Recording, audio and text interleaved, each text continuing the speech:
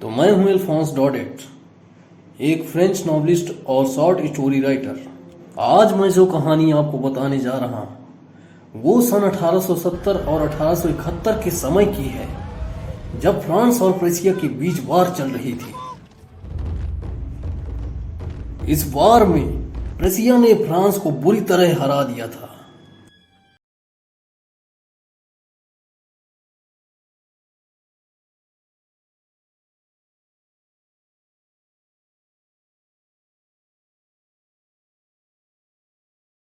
मैं आपको बता दूं कि प्रसिया को लीड करने वाले बिस्मार्क थे।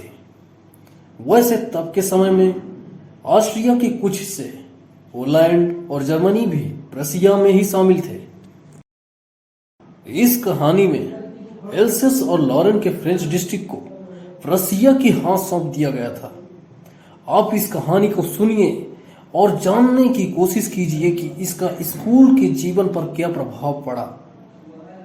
उस दिन मैं देरी से उठा हुआ था और उठते ही मुझे अचानक याद आया कि आज तो मिस्टर हेमल सर को पार्टिसिपल पर कुछ सवाल पूछने हैं और मुझे पार्टिसिपल के बारे में एक शब्द भी नहीं पता था। तब मैं डरा हुआ था। एक पल के लिए मैंने सोचा कि स्कूल नहीं जाऊंगा और बाहर ही पूरा दिन घूमूंगा। उस दिन का मौसम गर्म था और काफी ब्राइट भी। मैंने सामिल के पीछे देखा तो पता चला कि प्रशियन सोल्जर्स ड्रिल कर रहे थे और आसपास बर्ड्स के चहचहाने की आवाजें भी आ रही थी। ये सब कुछ पार्टिसिपल से तो कहीं भी ज्यादा अच्छा था, लेकिन मैंने साहस करके उन सारे थॉट्स को रोका और जल्दी ही स्कूल के लिए भागा। स्कूल जाते हुए जब मैं टाउन हॉल से गुजरा तो देखा कि बुलेटिन बोर्ड के पास काफी भीड़ इकट्ठा थी। मैंने सोचा अब ये क्या नया मसला है। दरअसल पिछले 2 सालों से बुलेटिन बोर्ड पर बुरी खबरें आ रही। मैं स्कूल की तरफ जा ही रहा था कि अचानक से लोहार, वॉचमैन और उनके चेलों ने बुलेटिन बोर्ड पढ़ने के बाद मुझे आवाज लगाई, ए लड़के, इतनी तेजी से मत जाओ, तुम प्लेंटी के टाइम पर ही स्कूल पहुंचोगे। मुझे लगा वो मेरा मजाक उड़ा रहे थे और फिर मैं हाँफते हुए एमएमएल के गार्डन पहुंच ही गया। वैसे सामान्य तौर पर जब स्कूल शुरू होता था तो शोर शराबा बाहर रोड तक सुनाई देता था, यहाँ तक कि डेस्क की आवाजें, साथ में तेजी से लेसन पढ़ने की आवाजें और टीचर के टेबल पर रैप करने की आवाजें भी बाहर तक सुनाई देती थी। लेकिन इस बार जब मैं स्कूल गया तो ऐसी कोई आवाज नहीं आ रही थी। वहां इतना सन्नाटा था कि जैसे संडे की सुबह। मैंने चुपके से विंडो के जरिए क्लास में देखा कि एमएमएल अपने बाजू में रूलर को दबाए आगे पीछे टहल रहे हैं और बाकी सभी क्लासमेट अपनी अपनी जगह पर बैठे हुए हैं। ऐसा माहौल देखकर मैं डरा हुआ था। आखिर मुझे दरवाजा खोलना पड़ा। तुम सोच सकते हो, मैं सबके सामने था, सब मुझे घूर रहे थे। शर्म से मेरा चेहरा एकदम लाल हो गया था। लेकिन ऐसा कुछ नहीं हुआ जैसा मैंने सोचा था। हेमल सर ने कहा, हम तुम्हारे बिना ही शुरू करने वाले थे, जाओ जाकर अपनी डेस्क पर बैठ जाओ। मैं बेंच के ऊपर छलांग लगाकर बैठ गया।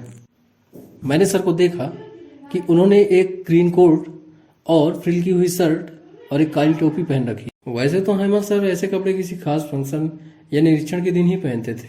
पूरा स्कूल गंभीर था और अजीब सा लग रहा था। लेकिन एक बात जिसने मुझे आश्चर्य किया वो ये थी कि पीछे वाली बेंच जो खाली रहा करती थी वहां पर गांव के कुछ लोग बैठे हुए। उनमें से एक टोपी पहने हुए ओल्ड ऑफिसर थे और फॉर्मर मेयर और फॉर्मर पोस्ट मास्टर और बाकी लोग बगल में बैठे हुए। हर कोई दुखी लग रहा था। ओल्ड ऑफिसर अपने घुटने पर एक पुरानी किताब रखकर पढ़ रहे थे। मैं ये सब देख ही रहा था कि इतने में हेमल सर भावुक होकर कहते हैं, बच्चों, आज का लेसन जो मैं पढ़ाने वाला हूँ यह है आपका लास्ट लेसन होगा। कल से नया मास्टर आएगा। यह आपका आखिरी फ्रेंच लेसन है। मैं चाहता हूँ कि आप इसे ध्यान से सुने। ये सब सुनने के बाद मैंने कहा, क्या अभी तो बड़ी मुश्किल से सिर्फ लिखना सीखा था। हे भगवान, काश मैं पक्षियों के अंडे ढूंढने की बजाय पढ़ लिया होता या फिर स्लाइड करने की बजाय। कुछ समय पहले मेरी किताबें जो मुझे भारी लगती थी अब वो मेरी पुरानी दोस्त बन चुकी थी जिनसे कभी भी मैं अलग नहीं हो सका। और एक बात ये कि हेमल से दोबारा कभी मुलाकात नहीं होगी। इस वजह से मैं भूल गया था कि वे कितने सनकी आदमी थे। अब ये बात समझ में आ गई थी कि गांव के लोग पीछे क्यों बैठे हैं, एमएमएल के प्रति सम्मान व्यक्त करने के लिए। मैं ये सब सोच ही रहा था कि अचानक से मेरा नाम पुकारा गया पार्टिसिपल के रूल बताने के लिए, बिना किसी मिस्टेक के। लेकिन मैंने शब्दों को मिक्स कर दिया और फिर चुप हो गया। अब मेरे अंदर साहस नहीं था नजरें उठाकर देखने के लिए।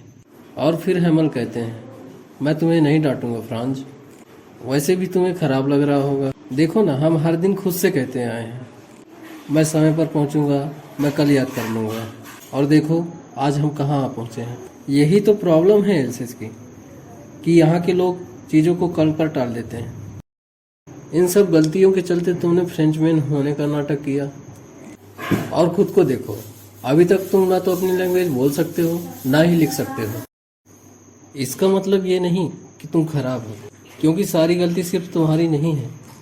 तुम्हारे पेरेंट्स को तुम्हारी चिंता नहीं थी, थोड़े से पैसे के लिए वो तुम्हें काम पर भेज देते थे। और क्या मैं दोषी नहीं हूँ जो तुम्हें पढ़ने के बजाय पौधों पर पानी डालने के लिए भेज देता था? और जब भी मुझे फिशिंग करनी होती थी तो मैं तुम्हारी छुट्टी कर देता था। हेमल सर ने यह भी कहा कि यह दुनिया की सबसे खूबसूरत भाषा है, क्लियर और लॉजिकल, जो हमें कभी नहीं भूलनी चाहिए। क्योंकि जब वे दूसरी भाषा के गुलाम होंगे तो वे जितने अधिक समय तक अपनी भाषा नहीं बोलेंगे, वे अपनी भाषा भूलते जाएंगे। तो यह स्थिति ऐसी होगी जैसे वे किसी कैद में हैं और वे कहते कि काश हमारे पास इस कैद की जेल की चाबी होती। तब वे हमारे ग्रामर की किताब खोलते और पढ़ते। सर ने हर एक बात सहज रूप से आसान शब्दों में कही, शायद मैंने कभी ध्यान से सुना ही नहीं, और उन्होंने भी कभी इतने धैर्य के साथ समझाया भी नहीं। यह सब कुछ ऐसा लग रहा था जैसे वे जाने से पहले एक झटके में सब कुछ दे जाना चाहते हैं जो वह जानते हैं। ग्रामर के बाद राइटिंग लेसन बचा हुआ था।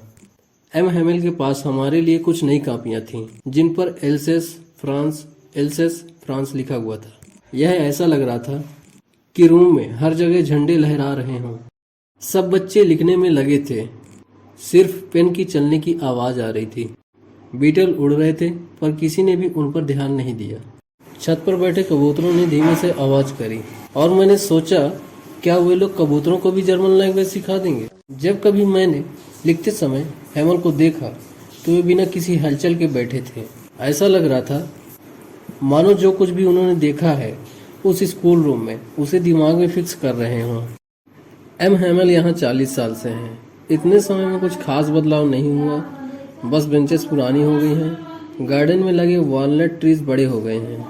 हेमल के द्वारा लगाया गया होप वाइन का पौधा खिड़की से लेकर छत तक फैल गया था।